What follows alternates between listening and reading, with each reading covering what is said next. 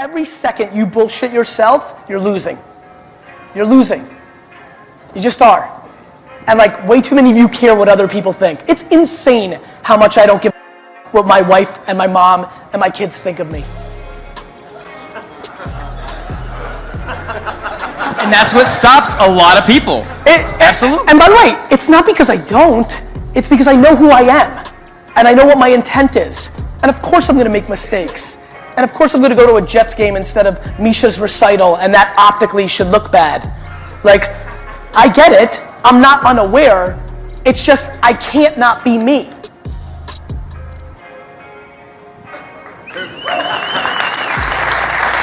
And I think one of the things that when I was listening to, and I was going back to like when I was first building this thing, living in New York City, and it was that you do have to fall in love with a piece of this somewhere. You know, for me, I couldn't finish college. There were any job I put into, somebody else let me know how much I could earn. This was the first thing. If I went all in, I reaped the rewards. And so I do feel like you have to find something about this that you just love, that's insatiable. And I would say, again, trying to push some of you out of this. And I'm being serious. It's not finding one thing. You hear that and you're saying, oh yeah, I do like this thing. It's, do you like it more than you don't like it?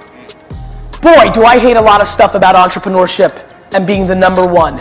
Most of all, that it's lonely as fuck running my company.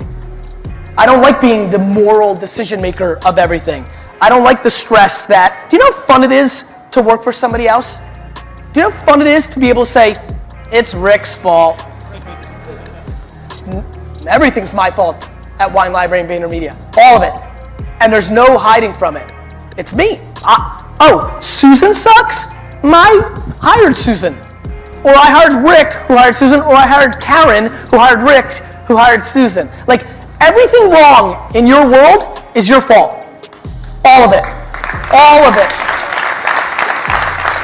Not your wife, not your dad was a drunk, not your neighborhood. You fucking suck. And the second you go there, shit changes. The second you actually believe me, you're like, all right. And like, it's just a very interesting process. I don't know the stories of when I do this and one person actually does it, but I definitely know my friends and my buddies and my employees that I've completely changed their whole lives on it. It's just not me, like, I don't know, it's just very simple.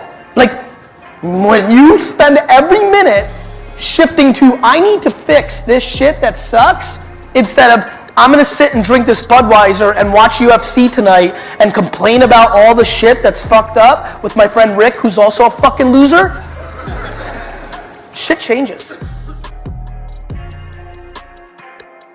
One of the big things that I don't even remember what I talked about, it's literally only second other time. You need to really fucking kick out your loser friends. It's a big deal. Like, the reason I haven't started talking about it yet is I like being educated. Like, if I'm gonna go like this and peacock, I like really do work before I feel like, I don't wanna get called out. Like somebody asks a question and says this, I'm like, fuck, I haven't thought about that. And then you know what I mean? Like, I like the way you guys know me, which is, you think I'm the most egotistical fucker ever because I stay in my lane of the shit. Come and talk to me about science or healthcare or macroeconomic, like, come and talk to me about 8 million other things. You're gonna be like, man, Gary got quiet. Because I don't talk about shit I don't know. The problem is you're just seeing the shit that I do know, and in that world, I'm the fucking guy. And so I think one things that really debate, and this might be the hardest ask, but could be the biggest win. I would audit those 5 people in your circle. I'm telling you, negative loser energy is a drag. Find new friends, people that are fired up and trying to win. I've seen this happen a couple times. That's a twist in itself. By the way, that might mean break up with your partner. Do you know what I lived my whole life on? Hanging out with 80 and 90-year-olds. Do you know what's the scariest shit of all time? The single scariest thing of all time? Regret.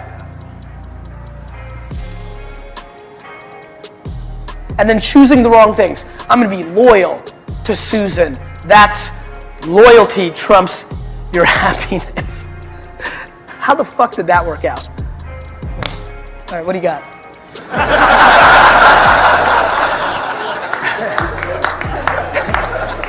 No, you've talked about a lot of times as a leader, you have to be willing to like fall on your sword and eat shit sometimes. And each of these guys, not only with their business, a lot of them are leading teams.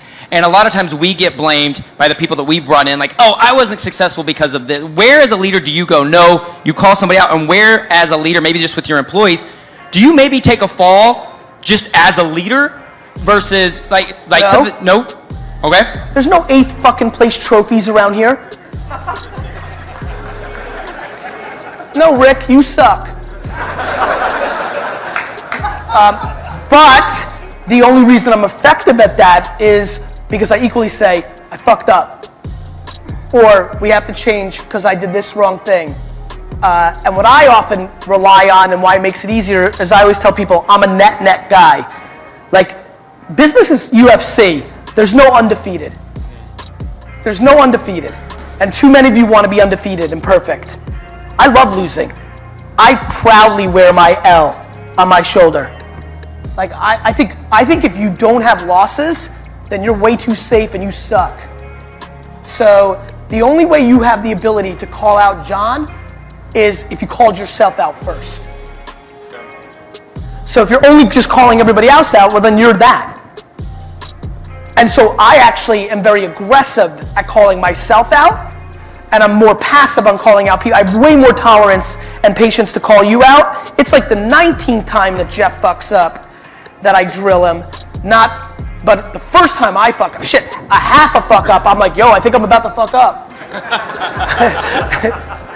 And I think that also leads to, when I talk to a lot of guys and stuff, it goes along with a loss. It's fear of execution, that they want stuff to be perfect, and then they finally share that story on Facebook, or they get it on social and they're sharing their story, talking about their business, and it didn't go right. Like, how do you get over that fear of execution and be like, I'm going to continue to try to put stuff out there until I figure out what works for me individually? You got to play the reverse game of what a lot of you play, and it's the game that most people don't recognize that I'm playing, which is I don't talk shit up front. I talk shit post game. You know why you don't want to talk about your losses? Because you told everybody how much you were going to crush it when you started this. That's why. I was 33 years old before I ever made my first video about business and built a $60 million business already.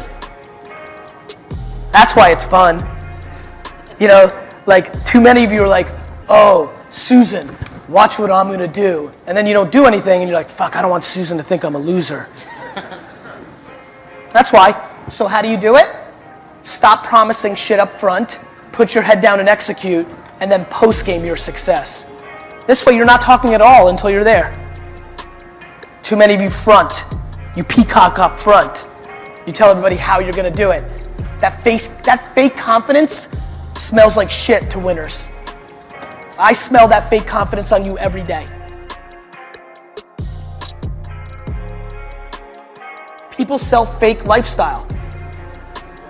Like, can we stop taking fucking money out of the bank, putting it on a bed, taking a picture of it, and acting like we're so fucking awesome? Can we stop like teaming up with 4 dudes to rent a private jet to take a fucking photo and make it seem like that's the life we're living? You're not fooling anybody. That's good. And who do you think you're attracting into your fucking stream with that horse shit? Let me save you some time. You're attracting somebody who fucking wants it way too fast, doesn't want to put in the work, thinks you're so special. Do you know why I'm not as popular as I should be? People don't want to do what I'm telling them to do. You know why there's a bunch of hucksters that kind of look like me? They're also charismatic, but you know, they have a different story and they have followers and people give a shit. It's because they're selling people what they want to hear. I'm never going to tell you what you want to hear. Let me tell you the straight up truth. It's the most true of all time. Nobody in the history of time has ever been successful without hard work. Nobody. It has never happened. It's never happened. Do you know how many LeBron Jameses there are? A lot more than you think. Like, Eddie Curry was a physical freak.